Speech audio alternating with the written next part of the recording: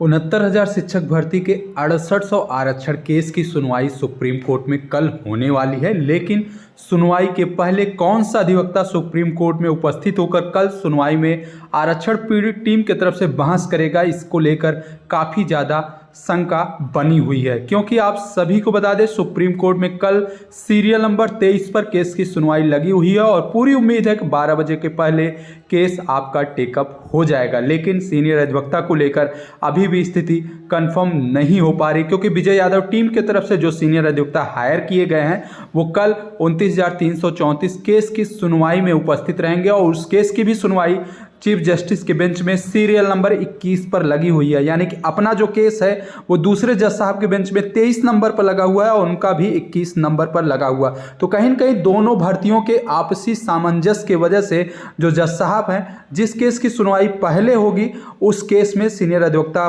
पहले हायर होकर केस की सुनवाई करेंगे। इसी वजह से कल अपने आरक्षण केस में विजय यादव टीम की तरफ से जो सीनियर अधिवक्ता PS पटवालिया, निधेश गुप्ता जी हैं, उनकी उपस्थिति नहीं हो सकती। इस बात की सूचना सोशल मीडिया पर 3-4 दिन पहले ही शेयर कर दी गई थी और इसी को देखकर कहीं न कहीं अभ्यर्थियों के मन में आशंका थी कि अगर इन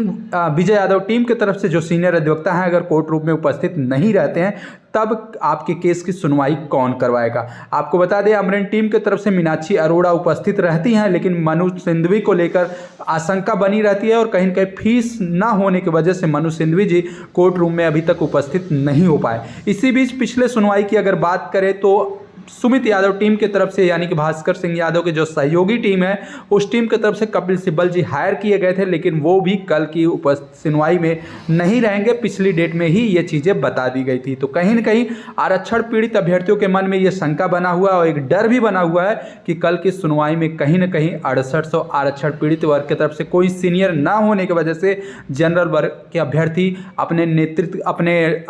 अधिवक्ता के माध्यम से अपने मंसूबों में कामयाब होंगे और एक नई लंबी तारीख जनवरी 2025 को लगवा सकते हैं। यही देखकर सोशल मीडिया पर अफवाहें फैल रही हैं और कहीं न कहीं OBC आरक्षण पीड़ित अभ्यर्थी भी भयभीत हुए हैं। आपको बता दें, पिछले 2 दिन पहले यह सूचना निकल के आ रही थी, 6800 टीमों में एक नए टीम का गठन किया जा रहा है। संयुक्त लीगल टीम का उस नामकरण भी रखा गया था और यह भी बताया जा रहा था कि 1 से 2 दिन में अकाउंट जारी करके आपसे सहयोग लेकर कहीं के एक सीनियर अधिवक्ता को हायर किया जाए। लेकिन बैंकिंग समस्याओं के होने की वजह से 3 सदस्यों के साथ संयुक्त अकाउंट खोलने में थोड़ा सा विलंब हुआ, जिसके वजह से संयुक्त लीगल टीम ने अपना अकाउंट जारी नहीं किया और जिसके वजह से सहयोग भी नहीं प्राप्त हुआ और ना ही किसी प्रकार के सीनियर अधिवक्ता हायर हुए। लेकिन आज अमरीन टीम की तरफ से ये ऑडियो जारी करके और कहीं कहीं पोस्ट के माध्यम से सभी साथियों से निवेदन किया कि आप लोग सहयोग कर दीजिए, जिससे कि कल सुप्रीम कोर्ट की सुनवाई में मीनाक्षी अरोड़ा के साथ साथ सीनियर अधिवक्ता को भी उपस्थित करा लिया जाए और कल अपने केस में महत्वपूर्ण पैरवी करते हुए केस को ट्रैक पे लाने की कोशिश की जाए।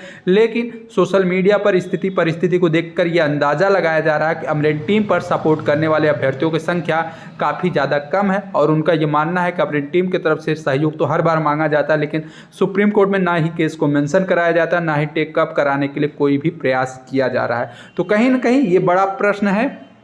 और सबसे बड़ी विडंबना ये भी है कि 69,000 शिक्षक भर्ती के आरक्षण अभ्यर्थियों के पहले तो सुनवाई नहीं होती है और जब सुनवाई की स्थिति बनती है तो कहीं न कहीं सुनवाई में अपने ही वर्ग के जो अधिवक्ता महोदय हैं उनकी उपस्थिति तय नहीं हो पाती और यह कहीं न कहीं आरक्षण पीड़ित के नेतृत्वकर्ताओं की भारी कमी है। इसी को देखकर अभ्यर्थियों में काफ़ी ज़्यादा रोष भी है और कल की सुनवाई को लेकर एक डर भी बना हुआ है कि अगर कल अपने केस में कोई भी सीनियर अधिवक्ता उपस्थित नहीं होता है तो आपका मामला जनवरी 2025 के लिए लग सकता है। आपको बता दें, कुछ अभ्यर्थियों के ये भी मानना है कि विजय यादव की टीम की तरफ से सीनियर अधिवक्ता उपस्थित नहीं रहेंगे, सुमित यादव की तरफ से कपिल सिब्बल भी उपस्थित नहीं रहेंगे और अमरीन टीम की तरफ से अगर मधु सिंघवी नहीं उपस्थित रहेंगे तो बिना सीनियर के उपस्थिति के केस को मेंशन कराएगा कौन। और अगर केस मेंशन नहीं कराया गया तो कल भी सुनवाई होना असंभव नहीं है। इस प्रकार की सूचना निकल के आ रही है और आपको यह भी बता दें कि कल की सुनवाई के पहले केस मेंशन करने को लेकर एक लिस्ट जारी हुई है, उस लिस्ट में अपना केस मेंशन नहीं कराया। यानी कि कई बार सूचना देने के बाद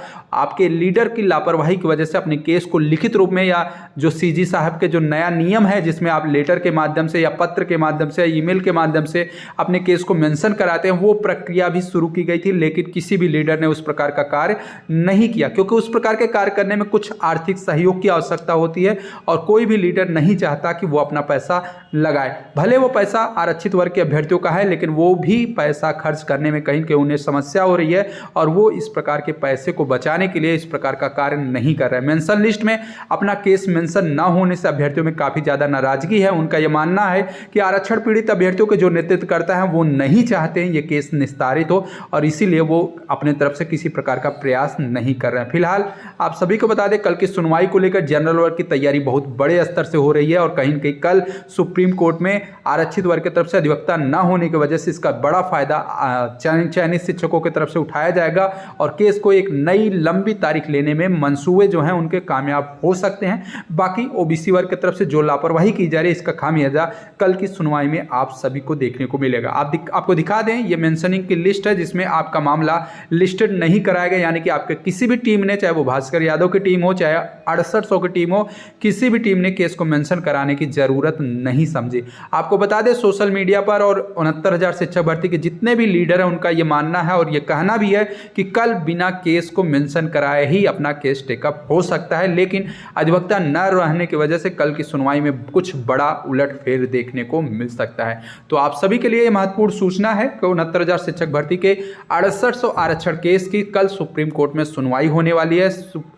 बेंच की अगर बात करें तो कोर्ट नंबर 16 में सीरियल नंबर 23 पर आपके मामले की सुनवाई है और टोटल केसों की संख्या की बात करें तो टोटल केसों की संख्या 48 है, लेकिन 18 केसों की सुनवाई के पश्चात 19वें नंबर पर आपके केस की सुनवाई लंच के पहले टेकअप हो सकती है, क्योंकि लंच के बाद 2 बजे से किसी महत्वपूर्ण केस जो कि सीरियल नंबर 20 से शुरू होता है उस केस की सुनवाई होगी और 3 बजे एक स्पेशल बेंच का गठन होगा। माननीय जज साहब उस बेंच में बैठकर बाकी केसों का सुनवाई अलग तरीके से करेंगे। तो कहीं न कहीं 1 बजे तक आपका केस टेकअप होने की प्रबल संभावना है और 1 बजे तक आपके केस को टेकअप कराने के लिए सभी टीम भी प्रयासरत रहेंगे, उनके एवार भी रहेंगे, लेकिन सीनियर अधिवक्ता कौन कौन से रहेंगे इस चीज़ का खुलासा अभी नहीं हो पा रहा है। सोशल मीडिया पर अफवाहें फैलाई जा रही हैं कि किसी भी टीम के सीनियर अधिवक्ता कल कोर्ट में नहीं रहेंगे और इसका काफ़ी ज़्यादा खामियाजा ओबीसी वर्ग के अभ्यर्थियों को भुगतना पड़ सकता है जब कल लंबी तारीख लग जाएगी। फिलहाल सच्चाई कितनी है,